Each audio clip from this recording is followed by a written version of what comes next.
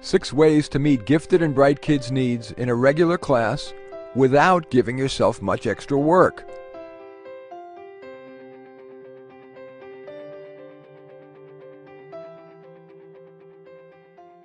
You have a wide range of students in your class. It's hard to meet all their needs.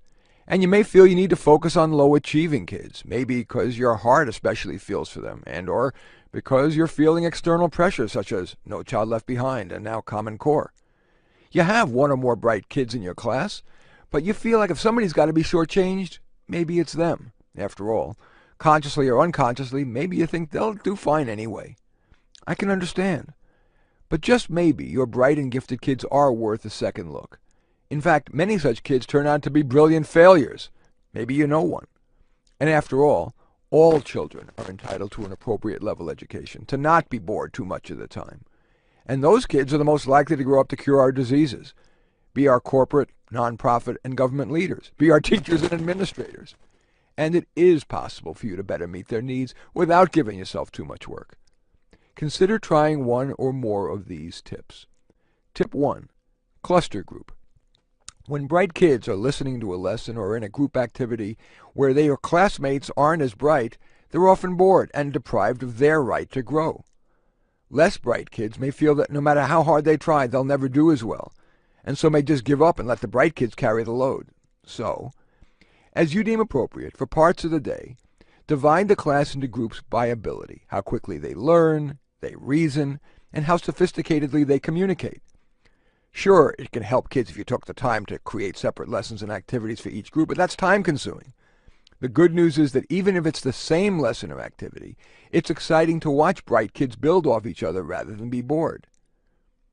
And remember that technology increasingly can provide individualized lessons for all kids, whether you've got a desktop or an iPad.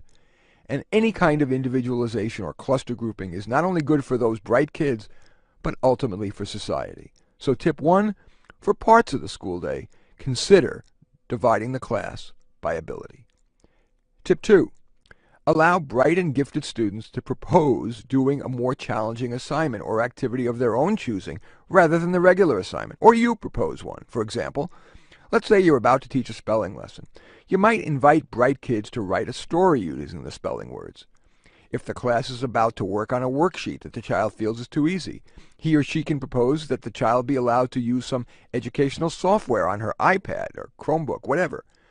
If you've assigned, for example, making a diorama on the Civil War for homework, a student who wished to could opt to write a scene and perhaps act it out for the class on the dilemma that President Lincoln faced in deciding how to respond to secession.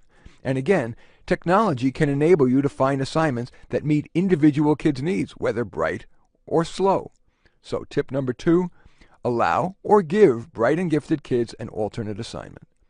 Tip 3, for content that some students in your class know but could use solidifying, occasionally make them your roving assistant teacher, helping other students with their seat work on that content. For example, if you've just taught a lesson on subtraction with regrouping, ask for volunteers to take a 1-question quiz that demonstrates they know it, or maybe they know it without having to quiz them.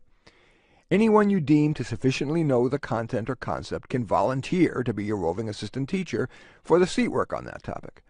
When other students raise their hand asking for help, one of your assistant teachers can go over to the student and try to help. Of course, that must only be done occasionally. Bright and gifted kids deserve to be learning material that's challenging for them, not just helping slower students. So, tip 3, when kids know a concept before you teach it, occasionally make them your roving teaching assistant. Tip 4, have students actually teach a lesson to a group of classmates, even the entire class. If you like that idea, you might, when the rest of the class is doing independent work, teach your would-be